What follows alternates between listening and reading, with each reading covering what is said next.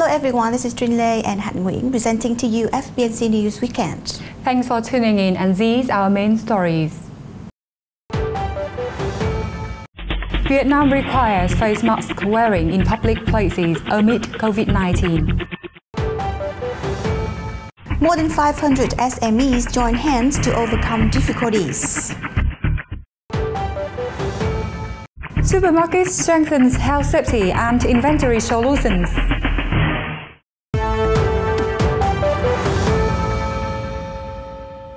In an effort to stem the spread of the coronavirus, as of the 16th of March, Vietnam requires all Vietnamese and foreigners to wear face masks in public areas.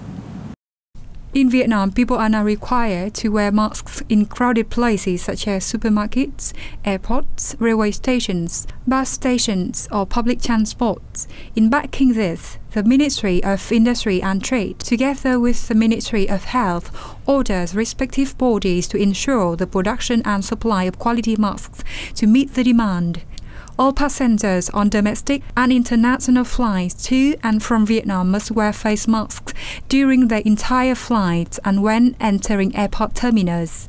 Vietnam has informed the diplomatic representative agencies, consular offices, and representative missions of international organizations in Vietnam about the new requirements. And in order to contain the disease, many localities have announced that they've stopped receiving all tourists effective since last week. In recent days, major tourist destinations in Lai Châu province, especially in Tam Duong district, have temporarily stopped welcoming guests. Specifically, Old Quý Hồ Mountain Pass ecotourism area was closed from March 12th, as well as Rồng Mây Cloud Beach Resort. The Department of Tourism of Quảng Bình province also announced that they will temporarily stop to welcome visitors in all tourist areas, including historical cultural relics and scenic places, from the 17th of March. Reopening time is still unknown. Similarly to Quảng Bình, Bình Định province also announced the suspension of all visitors and tourist activities at local historical cultural relics and natural landscapes from March 17th until further notice. In response to the increasingly complex situation of the COVID-19, Vietnam Airlines has built backup operation centers just outside the headquarters and ready to work around the clock to deal with the disease. The centers have full functions and resources to ensure smooth and stable operation under any circumstances. In addition to backup operation centers, Vietnam Airlines shares that they also introduced remote working and work-from-home solutions in their offices, set up an online video conferencing system to replace face-to-face meetings, to ensure continued communication, limit work disruption, and most importantly, limit cross-contamination. Vietnam Airlines has also implemented several measures to enhance health safety for employees working at the company's headquarters, like checking body temperature at the entrance, requiring 100% of their staff to wear face masks, and regularly sanitize their hands while at work. Under the impact of the COVID-19 crisis, businesses in the retail industry and F&B in particular have been facing many difficulties. In order to connect and create a better condition for businesses to support each other, an entrepreneur in Ho Chi Minh City has found a group called CEO Supportive Community, or CSC. And after just only a few days of establishment, the group attracted nearly 500 business owners to join. Mai Trường Giang, the person who called for the establishment of CSC, said that after only 2 to 3 days, CSC has attracted nearly 500 business owners with sales revenue of 10 billion or more per year. At first, enterprises in the group will support each other by cross-selling products, helping to liquidate assets at closed-down stores and resell back to the stores later at a reasonable price when business resumes. Furthermore, members of the group will also share the rental cost of commercial spaces, which is now a great burden for small and medium enterprises. The group has already started to ask for supports from respective associations and authorities to help SMEs overcome the current difficulties. I will meet with the Vietnam Young Entrepreneurs Association, which is the sponsoring agency for CSC, to voice our concerns to the authorities and especially the government. I think we can't wait any longer. I hope timely support will come. In addition, CSC also launched a special program called Kind Owner. This is a forum where business will share the stories of landlords who have agreed to reduce rents to support them. Mr. Mai Chung-yang said, with the strong online communication, many homeowners have proactively shared the rent reduction so that business can sustain during times of crisis.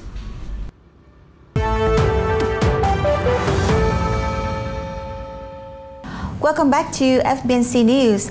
Now, the southern region of Vietnam has been in a severe drought season with serious saline intrusion, and this is considered even more severe than the historic drought in 2016. Ho Chi Minh City is less affected by saline intrusion. Drought, however, threatens to cause shortage of water supply for daily use and production activities of a mega city of over 10 million people. Thủ Đức Water Plant has a design capacity of 750,000 cubic meters a day.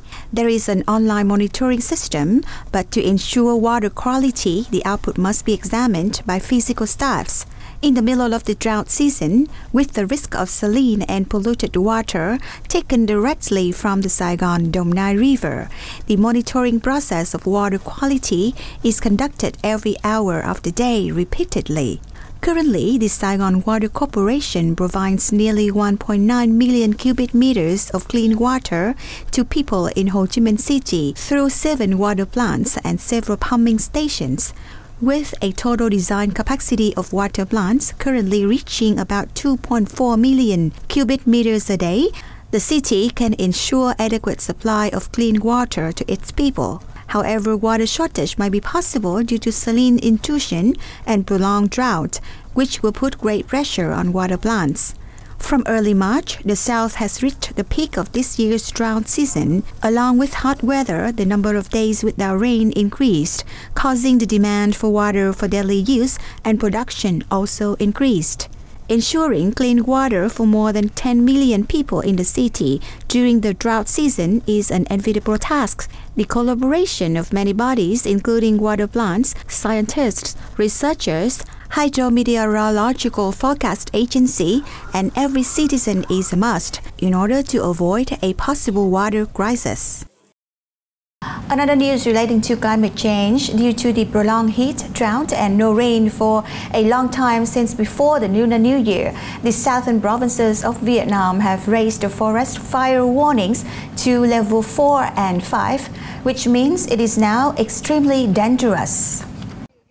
1,000 hectares of forests in An Giang province are at the 5th level of fire warning, which is extremely dangerous. Currently, the total area of forest and forestry planning land in An Giang province is nearly 16,900 hectares, mainly in mountainous districts. The province has delineated key areas of forests at risk of fire during this drought season to nearly 7,300 hectares, accounting for 43.2% of the total forest area. Hậu Giang province has also raised forest fire warnings to a dangerous level. This province has nearly 3,000 hectares of forests, in which special used forest accounts for nearly 1,500 hectares. Despite the COVID-19 crisis, according to statistics from the General Department of Vietnam Customs, Vietnam has recorded a trade surplus of more than $2.7 billion from the beginning of the year to the first half of March.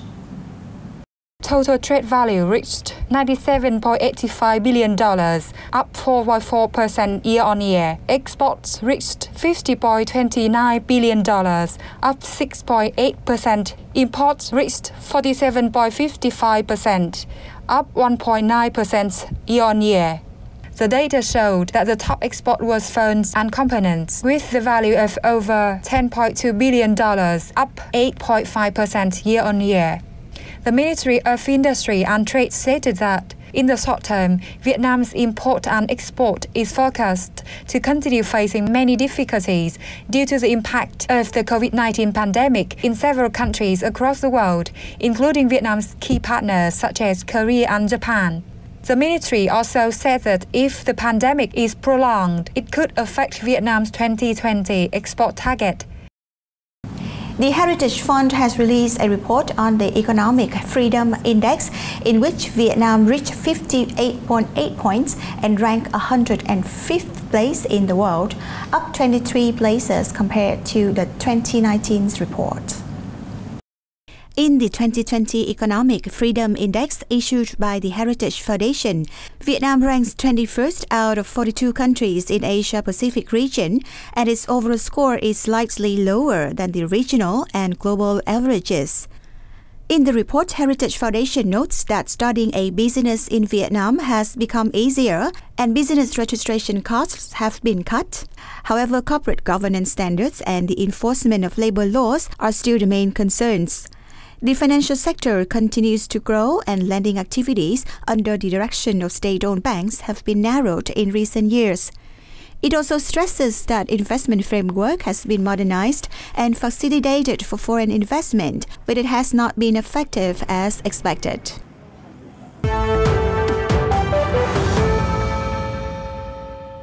You're watching FBNC News. As the COVID-19 continues to spread across Vietnam, more companies have turned to digital tools and are being flexible in their working policies, allowing their employees to work from home to contain the spread and remain productive.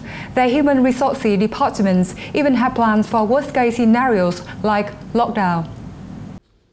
Over the past week, Hoàng Long, who works at a market research company in Ho Chi Minh City, has started getting used to working from home full-time when the company instructed its staff to do so to limit harm from the fast-spreading COVID-19.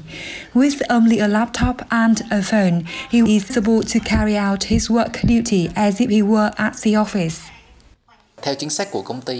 As per instructions, we are all working from home at the moment. This is quite a new experience, though not new for everyone, because our company had let us work from home before in some special circumstances. So here at Nielsen, we absolutely need to put our people first. Not only are they incredibly important to us, but also we need them in order to drive our business forward now and in the future.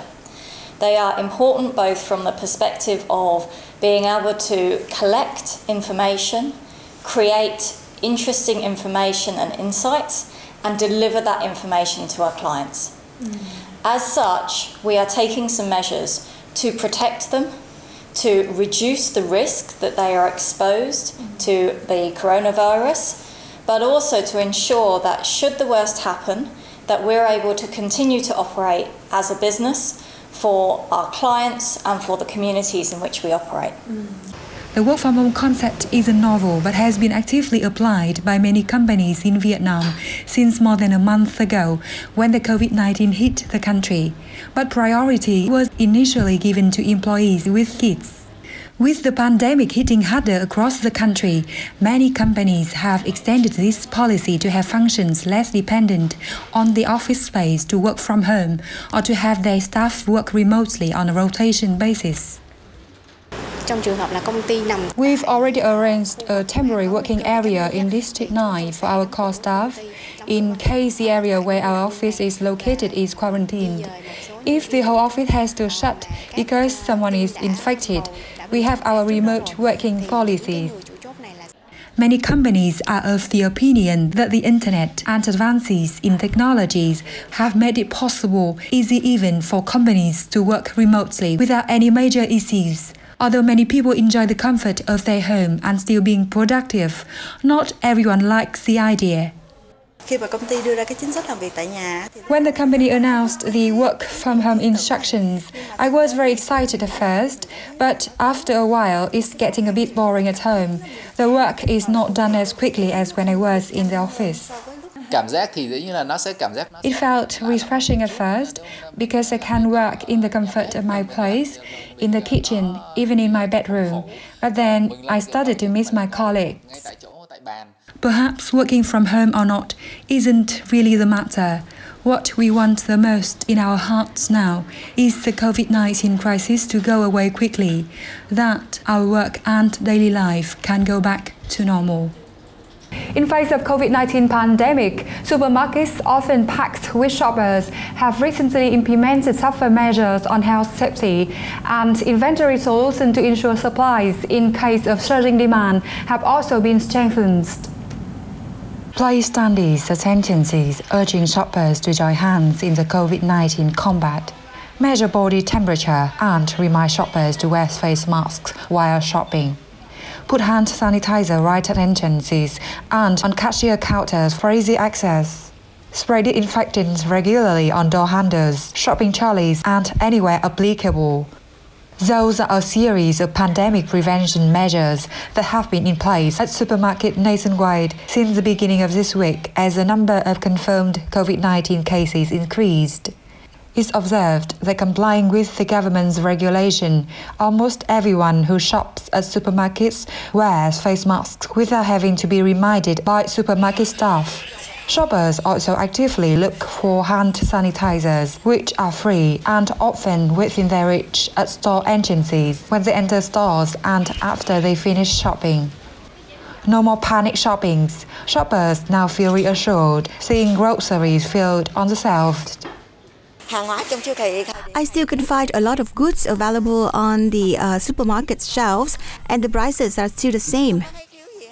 Many people share that they do not intend to stockpile for long term, being confident that the pandemic will be in control. I think for products that we can produce ourselves, such as fish and vegetables, there would be no shortages. I think we shouldn't stock up on these products. There's no need to do that. If we buy too much and can't consume all of them, that will be wasted. I don't do bulk buy, I just buy enough for everyday use. No more empty shelves. No more warning signs reminding shoppers to buy one piece at a time. The products that were once in extreme scarcity when the coronavirus started to hit the country, such as hand sanitizers, antibacterial masks, are now also available on the shelves. Things were a bit scarce at first, but we have more supplies now. I think consumers should buy limited items for each product. We don't allow bulk buying anyway, because prices are still the same. In order to meet the recent increasing shopping needs, many supermarkets have increased their inventories by 20 to 30%. The inventories can ensure 1 to 2 week consumption. Items such as rice, noodles, milk, eggs, sugar, cooking oil, frozen and canned foods, etc. are all doubled or tripled at fair prices to ensure the availability of large supplies. In addition to keeping prices stable, many stores also offer special programs with discounts from 15 to 45% on essential goods, health products, and emergency supplies. Phone and online shopping's preferred channels by many during this crisis have also been boosted. It must have been a long week for everyone. We hope you will have some time in the weekend to relax. And we'll be back with more updates on Vietnam on Monday. Have a good one. Goodbye.